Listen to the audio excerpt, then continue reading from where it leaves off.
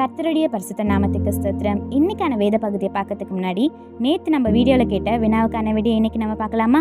மனுஷனால் கூடாதது யாரால் கூடும்? இதுக்கான பதில் தேவனால். கேள்விக்கான சரியான பதிலை யூடியூப் கமெண்ட்ஸில் ஒருத்தவங்க கரெக்டாக சொல்லியிருக்காங்க. கரெக்டாக பதிலை கண்டுபிடிச்சதுக்கு உங்களுக்கு மனமார்ந்த வாழ்த்துக்கள். God bless you. சரி, இப்போ நம்ம இன்னைக்கான ஒரு சின்ன வினாவை பார்க்கலாமா? கஷ்டங்கள் வந்தாலும் நாம் ஏன் திடனாக இருக்கலாம்?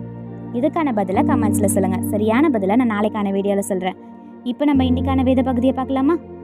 யோவான் 16ஆம் அதிகாரம் 33ஆம் வசனம். உலகத்தில் உங்களுக்கு உபத்திரம் உண்டு, ஆனாலும் திடன் கொள்ளுங்கள், நான் உலகத்தை ஜெயித்தேன் என்றார். In this world you will have trouble, but take heart, I have overcome the world. John 16:33. இதை நம்ம ஒரு சின்ன கதையை பார்த்துடலாமா?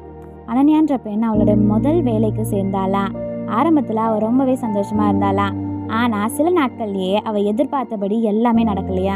அவளுடைய மேலதிகாரி ரொம்பவே கடுமையாக இருந்தாரா. வேலையிடத்துல நண்பர்களும் அவளுக்கு அதிகமாக பழகலையா.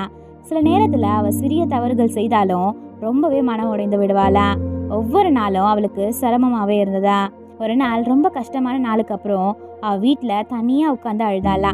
இசுப்பா, ஏன் எல்லாமே எனக்கு கஷ்டமாக இருக்குன்னு சொல்லிட்டு ஜெபித்தாளா. அப்போ வேதாகமத்தை திறந்தப்போ அவளுடைய கண்களுக்கு ஒரு வசனம் தென்பட்டதா. இந்த உலகத்தில் உங்களுக்கு கஷ்டம் இருக்கலாம், ஆனால் தைரியமாக இருங்க, நான் உலகத்தை ஜெயித்தேன்னு சொல்லிட்டு.